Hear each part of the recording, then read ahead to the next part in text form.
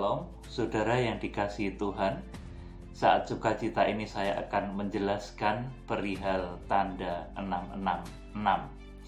Saudara yang dikasihi Tuhan, ini tertulis di dalam kitab Wahyu pasal yang ke-13 ayat 16 sampai dengan 18. Saudara, penting saya sampaikan di sini kaitannya dengan wabah corona yang sedang merebak, kemudian ditemukannya vaksin untuk mengatasi virus corona tersebut. Kemudian beredar kabar, isu, saudaraku, yang menyatakan bahwa vaksin itu merupakan satu cara tersembunyi untuk penandaan 666. Ini apakah betul, saudaraku? Mari kita akan lihat kebenarannya di dalam Alkitab. Apakah itu merupakan satu tanda yang dimaksud di dalam kitab Wahyu pasal 13 ini atau tidak? Kalau tidak, maka jangan kita antipati terhadap vaksin itu, saudaraku. Tetapi, saudaraku, kalau itu iya merupakan satu tanda, hendaknya kita juga waspada. Saya akan menyampaikan kebenaran firman Tuhan ini, saudaraku, perhatikan baik-baik. Wahyu 13 ayat 16, dan ia menyebabkan sehingga kepada semua orang, kecil atau besar, kaya atau miskin, merdeka atau hamba, diberi tanda pada tangan kanannya atau pada dahinya, dan tidak seorang pun yang dapat membeli atau menjual selain daripada mereka yang memakai tanda itu, yaitu nama binatang itu atau bilangan namanya. Yang penting di sini ialah hikmat. Barang siapa yang bijaksana, baiklah ia menghitung bilangan binatang itu, karena bilangan itu adalah bilangan seorang manusia, dan bilangannya ialah 666. Saudara, pertama yang harus kita ketahui, vaksin, saudaraku.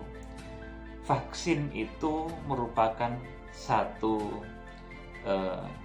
sarana untuk bisa mengatasi virus yang sedang terjadi, dalam hal ini wabah corona, saudaraku.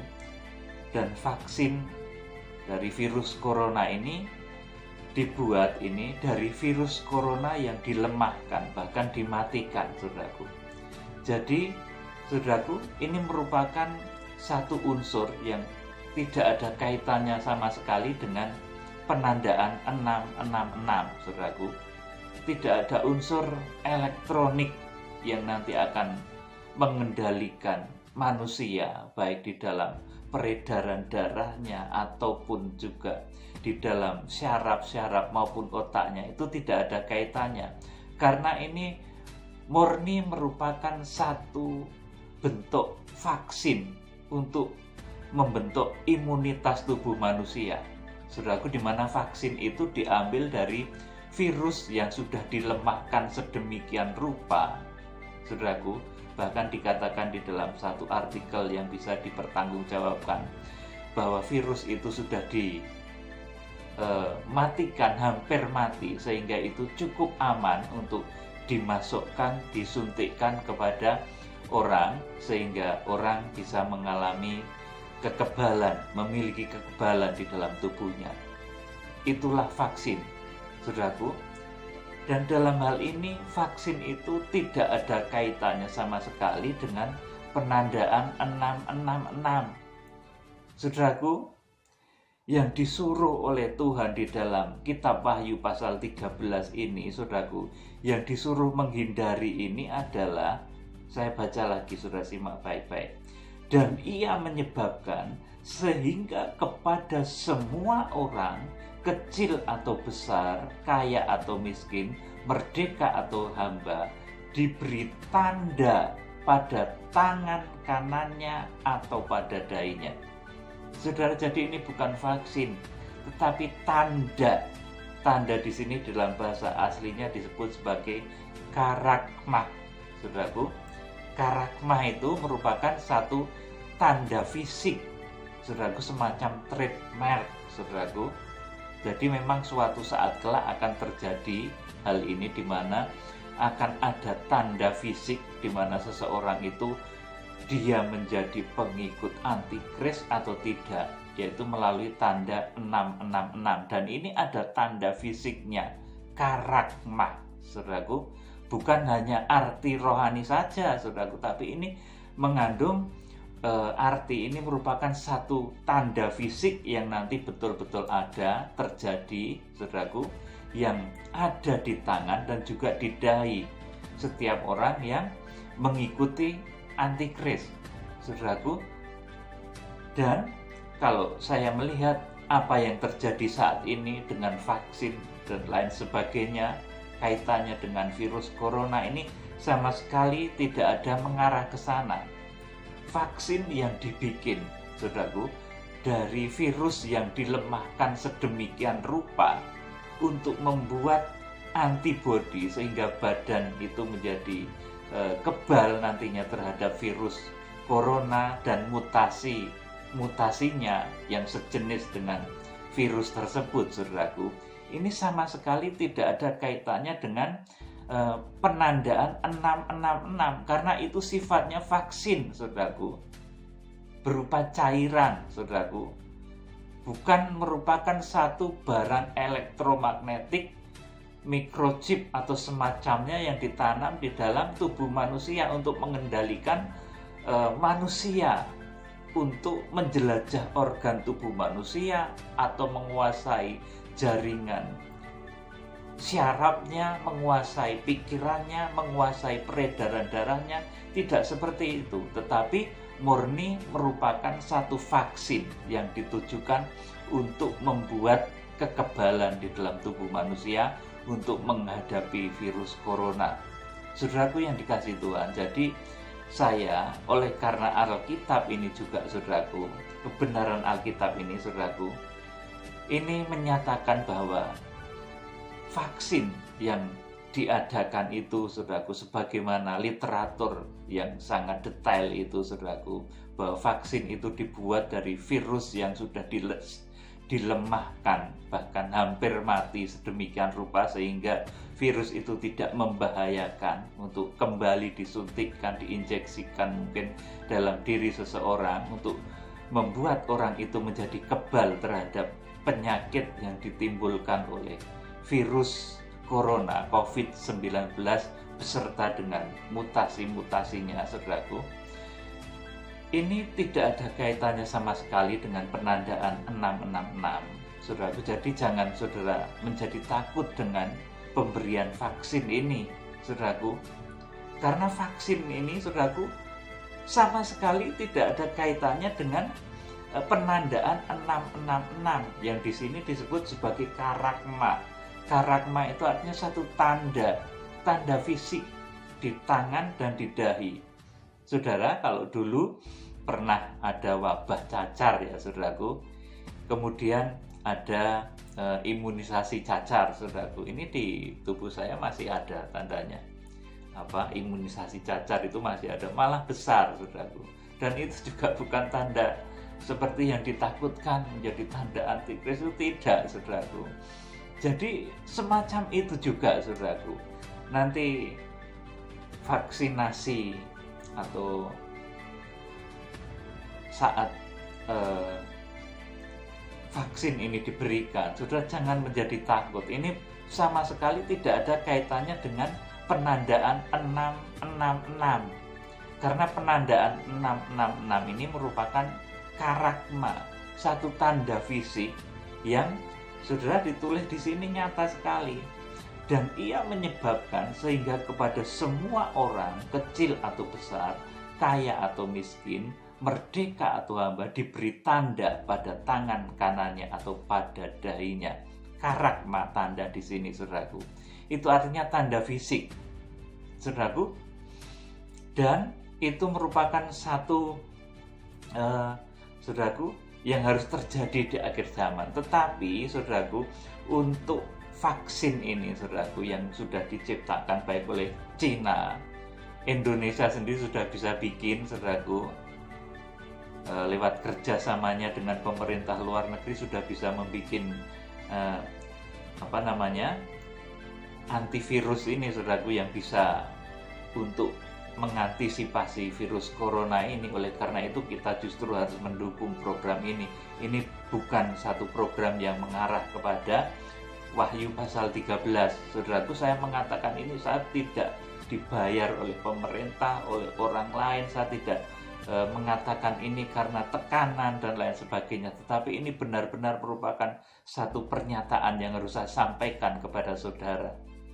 Saudara, itu tanda yang pertama, saudaraku, bahwa vaksin corona itu tidak ada kaitannya dengan tanda 666. Saudaraku yang dikasih Tuhan, perhatikan ini baik-baik.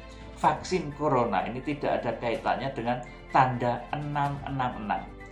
Kitab Wahyu memang mau digenapi, saudaraku, tetapi ini Kitab Wahyu pasal 1 pun kita belum masuk, saudaraku. 7 tahun terakhir itu kita belum masuk, saudaraku. Kalau yang tadi pertama itu sudah saya sampaikan, bahwa vaksin corona ini tidak ada kaitannya dengan tanda 666. Kenapa? Karena ini merupakan vaksin cairan yang beredar ke seluruh tubuh kita, saudaraku. Sedangkan karakma itu satu tanda, cap, trademark yang nanti ditanam, saudaraku, di dahi dan di tangan. Baik secara fisik itu ada artinya, saudaraku, ada makna fisiknya. Kemudian secara rohani itu pun mengandung arti, yaitu perbuatan dan kepikiran, saudaraku, bahwa perbuatan dan kepikiran manusia akhir zaman nanti akan dikuasai kejahatan yang sedemikian sempurna. Ini yang pertama, saudaraku, bahwa vaksin corona ini nggak ada kaitannya dengan penandaan 666, karena vaksin itu berwujud, saudaraku, cairan yang berasal dari virus yang sudah hampir dimatikan, yang dimodifikasi sedemikian rupa sehingga dia menjadi vaksin, bahkan nanti membuat imun tubuh orang yang disuntikkan dengan vaksin tersebut, saudaraku. Ini seperti halnya vaksin cacar, vaksin yang lain-lainnya, saudaraku, imunisasi penyakit-penyakit lainnya. Ketika anak-anak saudara diimunisasi waktu kecil, itu diwajibkan juga, saudaraku, karena supaya selamat, supaya sehat, supaya nggak sakit. Akhirnya saudaraku diberikan ada imunisasi cacar, imunisasi campak, dan lain sebagainya. Seperti itu, saudaraku. Ini kewajiban sosial, saudaraku, supaya penyakit ini tidak menjadi melebar dan melebar, saudaraku, supaya ini menjadi teratasi, saudaraku. Jadi demikian. Ini yang pertama. Kemudian yang kedua, kenapa, saudaraku? Karena Kitab Wahyu pasal 13 ini belum digenapi. Kitab Wahyu pasal 1 kita belum masuk, saudaraku. Kitab Wahyu pasal 1 itu masuk nanti ditandai dengan munculnya 7 bintang yang digenggam di tangan kanan Allah, saudaraku. Hamba Tuhan yang berada di dalam genggaman tangan kanan Allah, 7 orang hamba Tuhan yang dipakai luar biasa menjadi pelaksana pekerjaan Tuhan di akhir zaman. Itu disebut 7 bintang, saudaraku. Kemudian, saudaraku, 7 hamba Tuhan tadi akan melakukan pekerjaannya untuk menyucikan, menguduskan gereja-gereja dari bangsa non-Israel itu selama 2 tahun, saudaraku. Itu urut-urutan Kitab Wahyu, saudaraku. Kalau kita masuk Kitab Wahyu pasal 1, muncul 7 tokoh itu. Kemudian 7 tokoh itu, saudaraku, bersama hamba-hamba Tuhan di seluruh bumi nanti akan menyucikan gereja-gereja di seluruh penjuru bumi. Ini waktunya 2 tahun, saudaraku. Kemudian sesudah itu, sesudah 7 tokoh yang disebut 7 bintang di tangan kanan Allah ini melakukan penyucian, pengudusan, pemersatuan gereja-gereja Tuhan dari seluruh penjuru bumi, saudaraku. Ini waktunya nanti 2 tahun, karena total kegenapan Kitab Wahyu nanti itu 7 tahun, saudaraku. Ini 2 tahun pertama ini penyucian, pengudusan gereja di seluruh penjuru bumi non-Israel. Itu yang memimpin nanti 7 tokoh itu. Nah, sesudah selesai 2 tahun ini nanti akan terjadi yang namanya kegerakan kuda putih. Ini juga kegerakannya hamba-hamba Tuhan untuk menjangkau sebagian dari bangsa Israel untuk menerima Tuhan Yesus Kristus. Saudaraku, kegerakan kuda putih ini memakan waktu 9 bulan.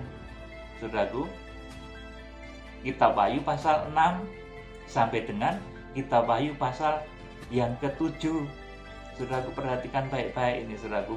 Jadi kegerakan kuda putih ini sasarannya nanti menjangkau bangsa Israel, dan targetnya tercapai nanti ketika Kitab Wahyu pasal 7 ayat 1 sampai 4 digenapi. 144.000 orang dimeteraikan dari suku Israel, dan ini pun ada arti rohaninya. Saudaraku, jadi tadi ada 2 tahun penyucian, pengudusan, pemersatuan bangsa-bangsa, gereja dari bangsa-bangsa non-Israel, kemudian sesudah bersatu utuh, dikuduskan, disatukan, kemudian terjadi kegerakan kuda putih menjangkau bangsa Israel, itu lamanya 9 bulan. Dan di tengah-tengah kegerakan kuda putih ini ada hukuman dari Tuhan yang namanya hukuman 7 meterai. Dan salah satu meterai itu, saudaraku, meterai yang keempat, itu nanti terjadi perang dunia yang kedua, saudaraku. Perang dunia yang ketiga. Jadi perang dunia ketiga ini terjadi nanti ketika kegerakan kuda putih, saudaraku, dan korbannya nanti 1/4 penduduk bumi, saudaraku. Dan setelah kegerakan kuda putih ini selesai dan bangsa Israel dijangkau dengan target 144.000 orang dimeteraikan dari suku Israel, Wahyu pasal 7 ayat 1 sampai 4. Kemudian, saudaraku, setelah itu nanti gereja dari seluruh penjuru bumi dan gereja dari bangsa Israel nanti akan bersatu dalam satu kesatuan utuh. Wahyu pasal 8 ayat 1. Itu digambarkan akibat kesatuan itu, saudaraku, nanti surga itu sunyi senyap setengah jam lamanya. Saudaraku, itu gambaran persekutuan kudus antara gereja non-Israel dan gereja bangsa Israel yang lama tidak bisa bersatu. Persekutuan yang didambakan oleh Tuhan. Saudaraku, pada saat itulah, saudaraku, terjadi surga sunyi senyap setengah jam lamanya. Kemudian terjadi kebaktian dunia atau disebut juga sebagai masa kandungan gereja akibat persekutuan yang kudus tadi, saudaraku. Maka kemudian itu awal dari kandungan gereja, itu kemudian akan terjadi masa kandungan gereja selama 9 bulan. Jadi dari Wahyu pasal 8 ayat 1 sampai dengan Wahyu pasal 12 ayat 1 dan 2 tampak seorang perempuan berselubungkan matahari, bulan, dan bintang yang sedang mengandung, dan dalam keluhan dan penderitaan hendak melahirkan, ia berteriak kesakitan. Dari Wahyu pasal 8 ayat 1 tadi, saudaraku, di mana sunyi senyap setengah jam lamanya persekutuan intim antara mempelai pria melalui kuasa Roh Kudus yang dicurahkan permanen kepada gereja yang bersatu, saudaraku. Itu, saudaraku, sampai dengan Wahyu pasal 12, mempelai yang siap mengandung dan melahirkan seorang anak laki-laki itu masanya juga 9 bulan, saudaraku.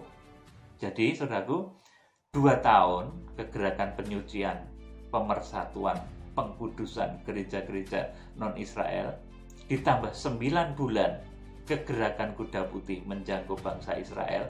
Kemudian sesudah bersatu, saudaraku, ini ada masa yang disebut masa kandungan gereja Tuhan atau masa kebaktian dunia, saudaraku. Dan di tengah-tengah masa kandungan gereja Tuhan ini ada penghukuman yang disebut penghukuman 7 sangkakala. Nah, baru setelah Wahyu pasal 12 ini digenapi, saudaraku, gereja diungsikan. Wahyu pasal 12 ayat 6 dengan cara viogo, saudaraku, ke satu tempat yang disediakan oleh Allah, saudaraku.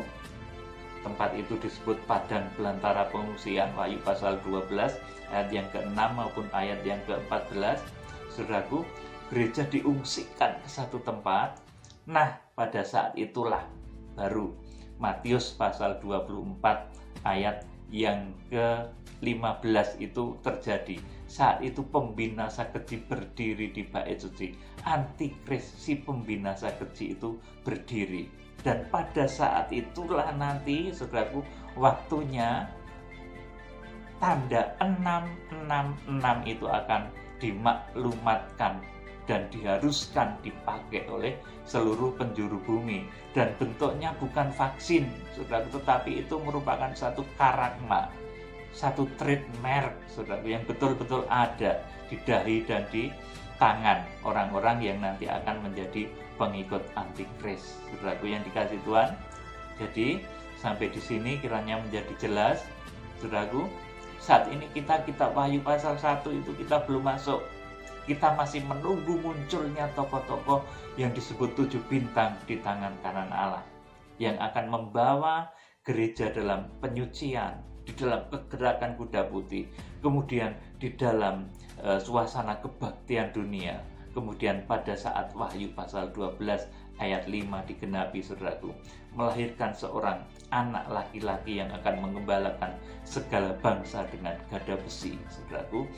Pada saat itulah baru nanti, saudaraku, gereja itu kemudian diungsikan, kemudian bumi dilanda masa antikris dan tanda 666 itu diterapkan. Dan itu lamanya adalah 1260 hari atau 42 bulan. Wahyu pasal 13 ayat 5, atau 3,5 masa, saudaraku, atau pertengahan 7 tahun. Kitab Daniel tuliskan begitu, saudaraku. Jadi masa antikris itu terjadi selama 1260 hari atau 3,5 tahun.